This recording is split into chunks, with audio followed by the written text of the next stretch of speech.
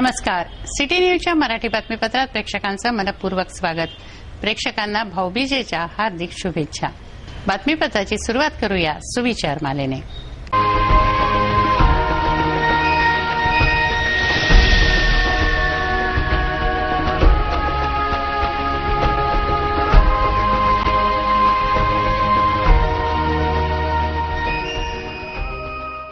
आता बघूया बातमीपत्रातील ठळक बातम्या.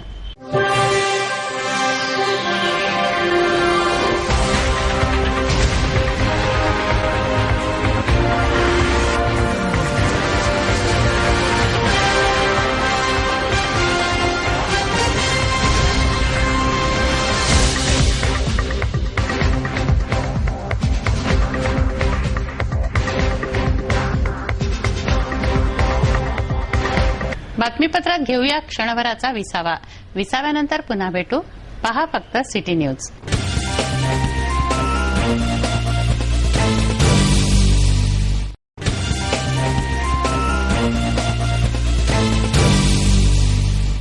विसाव्याअंती पुन्हा आपलं स्वागत आहे. चला बघूया बातम्या विस्तारित स्वरूपात. महादेव खोरीत राहणाऱ्या एका युवकाने शेजारी राहणाऱ्या युवतीचा विनयभंग केला. याबद्दल फ्रेझरपुरा पोलीस ठाण्यात तक्रार दाखल करण्यात आली आहे. पोलिसांनी गुन्हा नोंदवला आहे. महादेव खोरीत राहणाऱ्या मंगेश आसाराम उईके या 24 वर्षीय तरुणाने शेजारी राहणाऱ्या युवतीचा विनयभंग केला. 22 वर्षीय ही युवती घरात एकटी असल्याचं पाहून हा युवक तिच्या घरात गेला. या संदर्भात फ्रेझरपुरा पोलीस ठाण्यात तक्रार दाखल करण्यात आली असता पोलिसांनी 354, 448 व 506 कलमान्वये गुन्हा दाखल केला आहे.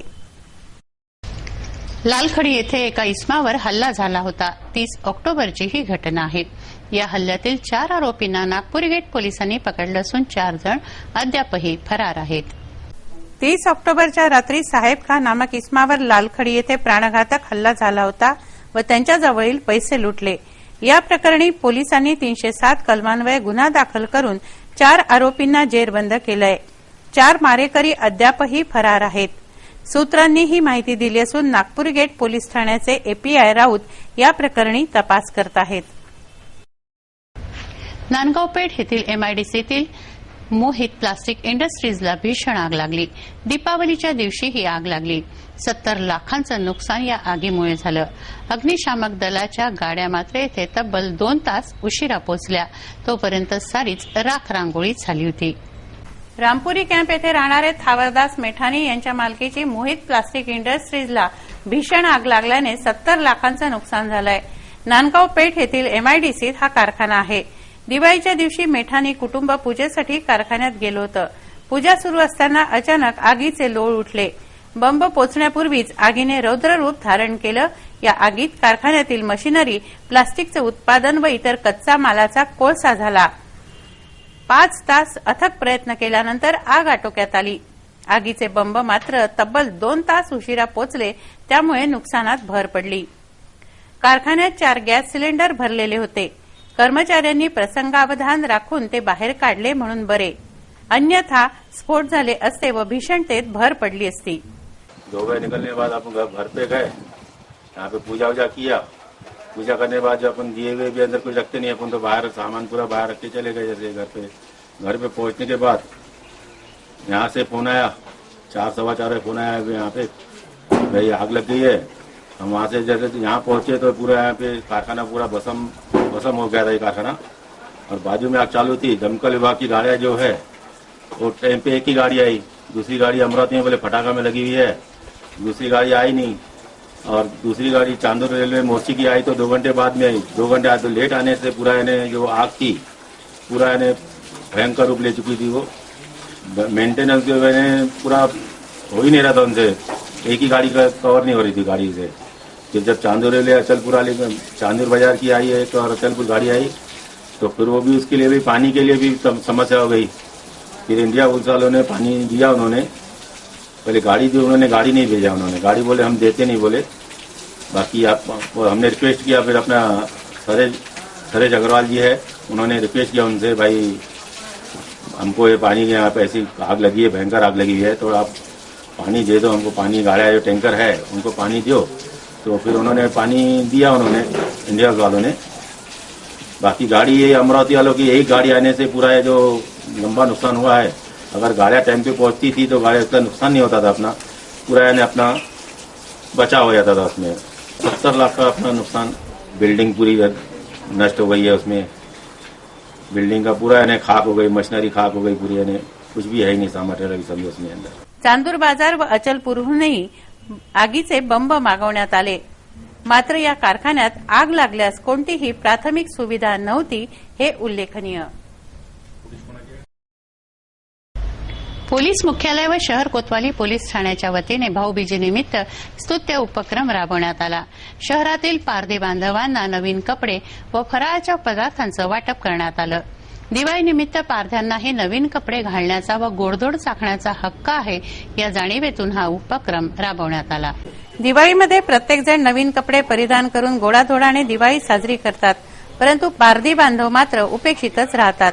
विंचवाचं बिराड पाठीवर या म्हणीप्रमाणे या जागेवरून त्या जागेवर वास्तव्य करत फिरणाऱ्या पारधी बांधवांना पोलीस मुख्यालय व शहर कोतवाली पोलीस ठाण्याच्या वतीने कपड्यांचं वाटप करण्यात आलं।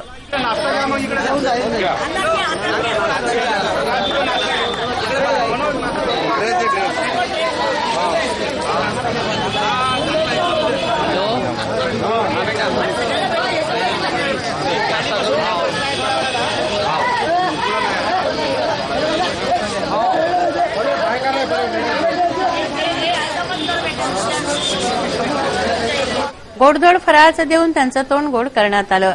यावेळी डीसीपी सोमनाथ घारगे, शहर कोतवाली पोलीस ठाण्याचे ठाणेदार डीएम पाटील, एसीपी पाटील, आत्राम, पप्पू गगलानी, सौ नावंदर, सुरेश रतावा आदी उपस्थित होते।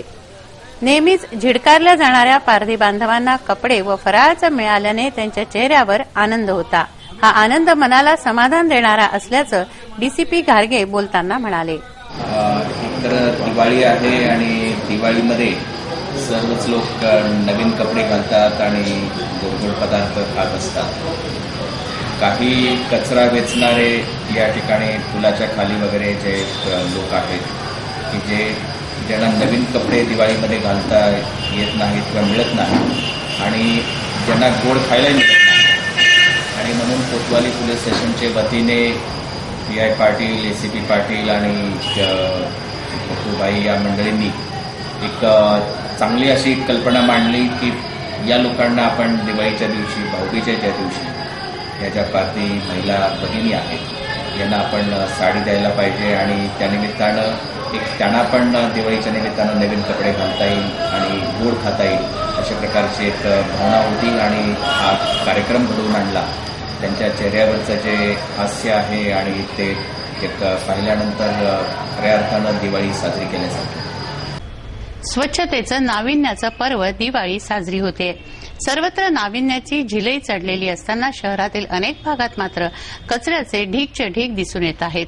कचऱ्याचं नियोजनच केलं जात नाही। गाडगेनगर परिसरात रस्त्याच्या कडेला कचराच कचरा आहे। घंटा गाड्या येथेच गाड्या रिकाम्या करतात।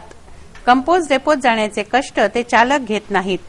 कचऱ्याच्या ढिगातील प्लास्टिकच्या पिशव्या इतस्ततः पसरतात, असं शहराच्या रहिवासी परिसरातील सर्रास दृश्य आहे।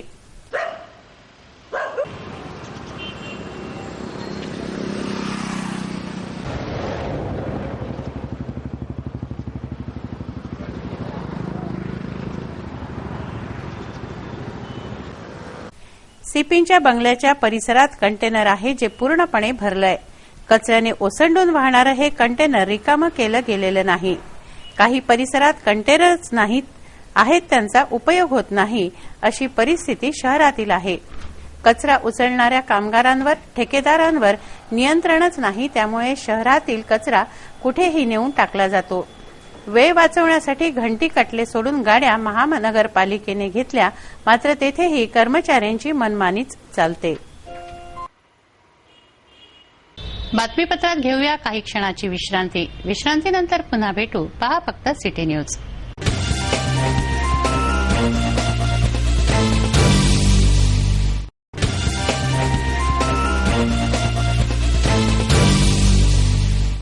विसाव्या अंती पुन्हा आपलं स्वागत आहे। वळूया उर्वरित घडामोडींकडे। रमाबाई आंबेडकर नगर समस्यांच्या विळख्यात असून तेथे स्वच्छता नाही, पिण्याचं पाणी नाही, दुर्गंध व घाणीचं साम्राज्य येथे आहे. नागरिकांना दूरवरून हापशीचं पाणी आणावं लागतं. रहिवाशांनी याविषयीची तक्रार कैफियत सिटी न्यूजकडे मांडली आहे. स्वच्छता आणि आरोग्य या नाण्याच्या दोन बाजू, परंतु शहराच्या अनेक परिसरात या दोन्ही बाजू अत्यंत दुर्बल असल्याने नागरिकांच्या आरोग्यावर नव्हे आयुष्यावरच प्रश्नचिन्ह लागलंय. रमाबाई आंबेडकर नगरमधील रहिवासी समस्यांच्या विळख्यात आहेत. मृत जनावरे घरासमोर पडलेली असतात. मनपाला फोन करूनही ती उचलली जात नाहीत, अशी तक्रार नागरिकांची आहे. डुक्कर पडलं किती वर्ष कोणी घुसलायला नाही आलं. इकडे नाल्याला खूप साफ केली नाही, नाली केली तिकडे घुसलेली आहे. घराजवळ हे घ्या डुकराचा पाय बांधताना जर येत नाही तर काय नाही, नाल्या साफा करायला येत नाही. 22 वर्षापासून इथं राहतोय आम्ही. तर कोणता इथं म्हणजे येऊन समजा कधी साफसफाई नाही, नळाची योजना नाही, पाणी नाही आम्हाला पिण्यासाठी, आम्हाला बाहेर जावं लागतं लांब. नळ आहेत, परंतु ते शोभेची वस्तू आहेत, कारण नळांना पाणीच येत नाही. रहिवाशांना दूरदूरून हापशीचं पाणी आणावं लागतं. नाल्या तुंबलेल्या, जिकडे तिकडे कचराच कचरा, अशा घाणीच्या साम्राज्याबाबतची कैफियत रहिवाशांनी सिटी न्यूजकडे मांडली आहे. आमच्या इथे पाण्याची टंचाई आहे, नाल्याच्या बाटम फुटल्या, नाल्याचं पाणी घरा आतमध्ये जाते आहे. आणि ते दुसरी गोष्ट म्हणजे इथं घाण पुष्कळ राहते. कोणी एक कचरेवाला येऊन उचलत नाही आहे. नगरसेवकाला म्हटलं नगरसेवक येत नाही आहे. एक आजपर्यंत एक नगरसेवक नाही आला. गुढीवाडला म्हटलं तर जुलै महिन्यात पाणी येणार आहे. अजून या नळाला पाणी नाही आलं. तर बाया इथं येऊ राहिलं, रोगराई पसरू राहिली आहे. याले कारण कोण? या रमाबाई आंबेडकर नगर मध्ये 10 वर्षापासून दोन्ही नगरसेवक आहे, तायवाडे आणि प्रदीप दंदे. याने आमच्या नगरात कोणतंच काम केलं नाही. नाल्याचं नाही, रोपट्याचं नाही, नळाचं नाही, काहीच नाही. इकून तिकून आता कनेक्शन दिलं, 15 दिवस झाले, पाणी सुद्धा नाही, काहीच नाही. एवढं इथलं कामाची रीस घेत नाहीत, काहीच घेत नाहीत. ते दोघे तायवाडे आणि दंदे. 25 वर्ष झाले या नाल्या भरून राहिल्या, पण बनून नाही राहिले. रस्ता आम्हाला बरोबर देऊन नाही राहिले. कचरा नेहमी काढत नाहीत, पण कोणी येतही नाही. कचऱ्याले कचरा काढायला येत नाही. आले इकडून तिकडून तर हलल करतात, चालू जातात. फुटाचा रस्ता होता, जायले अजिबात आम्हाला रस्ता ठेवला नाही. या रस्त्याच्या बद्दल तुम्ही काहीतरी कारवाई करा. 5-6 वर्ष झाले आम्ही झोपडं बांधून आहो इथं. तर आम्हाला बरोबर व्यवस्था नाही. इथं कचरा टाकतात घरापाशी आमच्यावाल्या. संडास बाथरूम नाही, संडास बाथरूम नाही आहे आम्हाला. संडास वेगळे जावं लागते. नळ नाही आहे, पाणी नाही. डुकरं नेहमी बिमाऱ्या तरी आम्ही किती वेळा बिमार राहतो. शहरात अनेक रंजले गांजले आहेत, परंतु त्यांचा कोणी वाली नाही असं नाही. आजही असे लोक आहेत की जे निस्वार्थ सेवेचा आदर्श प्रस्थापित करत आहेत. त्याचंच हे एक उदाहरण. जलाराम बाप्पा पाणपोई व रामरोटीचे बाबा गुरु रूपम सिंग सूर्यवंशी उर्फ माखीजा व सतनाम माजी बग्गा शरद जोशी हे समाजसेवेचा नवा आदर्श प्रस्थापित करत आहेत. वर्षानुवर्षे भीक मागून मळकट कळकट कपड्यांनी दिवस कंठणाऱ्या व्यक्तीला त्यांनी स्वतः आंघोळ घातली. त्याच्या अंगावरील मळलेले कपडे जाळून टाकले.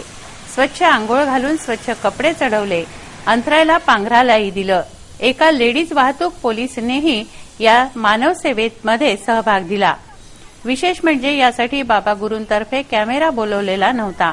एका सामाजिक कार्यकर्त्याला हे दृश्य दिसल्याने त्यांनी कॅमेऱ्यात टिपलं व सिटी न्यूजला दिलं. जे का रंजले गांजले त्यासी म्हणे जो आपुले, या अभंगाप्रमाणे कोणतीही किळस न बाळगता मानवसेवा करणाऱ्या या सेवकांना सिटी न्यूज चॅनेल परिवाराचा सलाम. भारतीय संस्कृती ही आभार मानण्यासाठी, कृतज्ञता व्यक्त करण्यासाठी सण उत्सव सांगते, तर नात्यांची वीणही या सणांमधून जपली जाते. यमद्वितीयेला भावा बहिणीच्या प्रेमाचं पर्व साजरं होतंय. चंद्रालाही भाऊ मानून ओवाळलं जातं, नंतर भावाला. सण उत्सवांच्या माध्यमातून नात्यातील गोडवा जपला जातो. याचं प्रतीक म्हणजे भाऊबीजेचा सण. यमद्वितीयेच्या पर्वावर भाऊ बहिणीचा हा सण साजरा होतोय. भाऊ लहान असो अथवा मोठा. भाऊ लहान असेल तर मोठी बहीण भावाचे लाडकोड पुरवते, तर मोठा भाऊ असेल तर लहान बहिणीचे लाडकोड तो पुरवतो व हे भाऊबीजेचं पर्व औक्षणाने साजरं होतं. देवदेवतांप्रती कृतज्ञता मानण्याचं ही दीपावली हे पर्व आहे. त्यातील भाऊबीजेला चंद्राला ओवाळलं जातं. चंद्राला भाऊ मानून प्रथम त्याला औक्षण केलं जातं, नंतर बहीण भावाला ओवाळते. ज्या बहिणींचा भाऊ दूरगावी असेल ती बहीण चंद्राची पूजा औक्षण करून भावाच्या दीर्घायुष्य आरोग्याची कामना करते. अंगावरील जुन्या वस्त्राचा धागा भाऊबीजेच्या दिवशी चंद्राला अर्पण केला जातो. जुनं घे नवं दे अशी मागणीही चंद्राला केली जाते. दीपावलीचं हे पर्व विविध प्रसंग निमित्त यांची परंपरा राखत साजरं होतं. दुग्ध व्यावसायिक यादवांनी महिषाची मिरवणूक काढली. राजापेठ रेल्वे फाटकाजवळील तारामाता मंदिरात पूजा अर्चना करण्यात आली. दुग्ध व्यावसायिक यादवांनी आपल्याकडील महिषाची म्हणजेच हेल्याची सजावट करून मिरवणूक काढली. ढोल ताशांची वाजत गाजत निघालेली ही मिरवणूक राजापेठ येथील तारामाता मंदिरात आली. येथे विधिवत पूजा करण्यात आली. नाचणारे हेले, घोड्यासारखे उडी मारणारे हेले बघण्यासाठी नागरिकांनी गर्दी केली.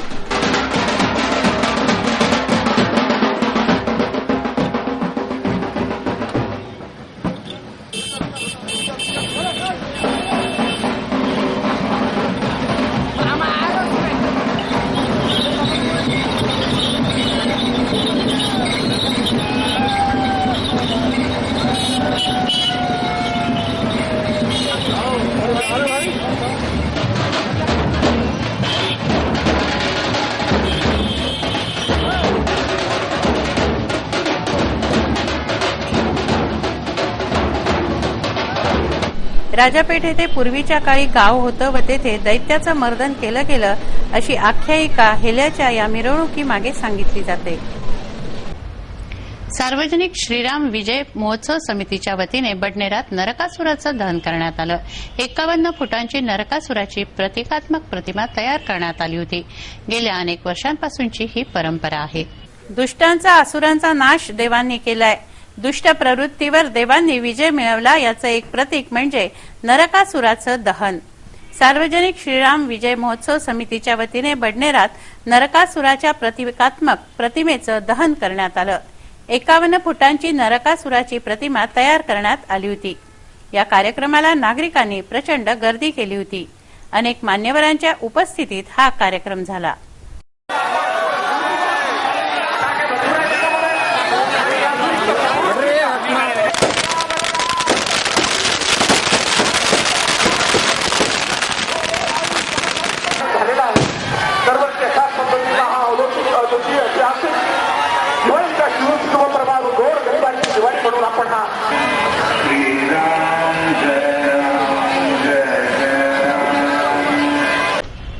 दीपावली निमित्त आनंद ग्रुपतर्फे स्नेहभोजनाच्या कार्यक्रमाचं आयोजन करण्यात आलं. हजारावर लोकांनी या स्नेहभोजनाचा लाभ घेतला. 2 वेळा पोटाची खळगी भरण्याची भ्रांत असलेल्यांना भोजन देऊन आनंद ग्रुपने त्यांचे आशीर्वाद घेतलेत. आनंद ग्रुपतर्फे दीपावली निमित्त स्नेहभोजनाचं आयोजन करण्यात आलं. पाडव्याच्या मुहूर्तावर हजारावर लोकांची क्षुधा शांती आनंद ग्रुपने केली. सामाजिक कार्यकर्ते हरिभाऊ बाहेकर यांच्या हस्ते स्नेहभोजनाचं उद्घाटन करण्यात आलं. भारतीय जैन संघटनेच्या राष्ट्रीय कार्यकारिणीचे उपाध्यक्ष सुदर्शन गांग, प्रदीप जैन, अरुण कडू, डॉक्टर गोविंद कासट आदी मान्यवर यावेळी उपस्थित होते. संत गाडगेबाबांनी जलाराम बाप्पांनी भुकेल्यांना अन्न देण्याचा संदेश दिलाय. त्यानुसार आनंद ग्रुपने दीपावलीच्या पर्वावर गरजूंना भोजन देऊन त्यांचे आशीर्वाद घेतलेत. हजाराहून अधिक लोकांनी या स्नेहभोजनाचा लाभ घेतला. बातमीपत्रात बघूया आज आपल्या व्यंगचित्रकारांनी त्यांच्या व्यंगात्मक कुंचल्यातून कुठल्या स्थितीवर लक्ष वेधलंय.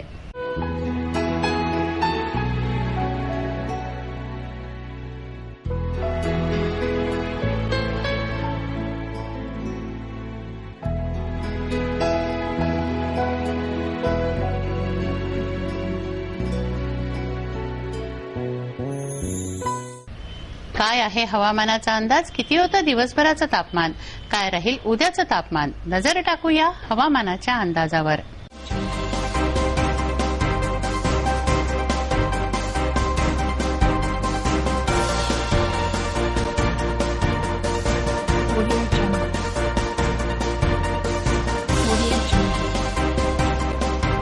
शुक्रवार कमाल तापमान 32 डिग्री सेल्सिअस तर किमान तापमान 20 डिग्री सेल्सिअस.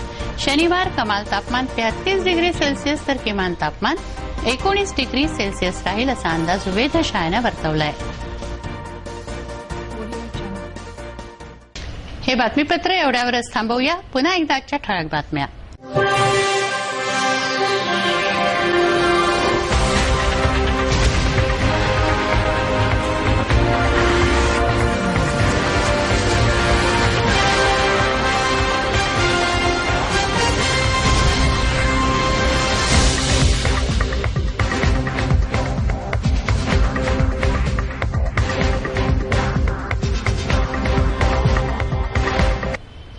वेळ झाली आहे आपली रजा घेण्याची. आपणास काही माहिती द्यायची वा काही सुचवायचे असेल तर आमच्याशी थेट संपर्क करा. आमचा पत्ता सिटी न्यूज कार्यालय, मातोश्री आर्केड, सहकार भुवन समोर, मोर्शी रोड, अमरावती. आमचा फोन नंबर आहे 3298-161 आणि वेबसाईट आहे www.citynews.net.in. अचूक, सडेतोड आणि निर्भीड बातम्यांसाठी बघूया अमरावतीचं नंबर 1 चॅनेल, फक्त सिटी न्यूज. बातमी आमची, विश्वास तुमचा.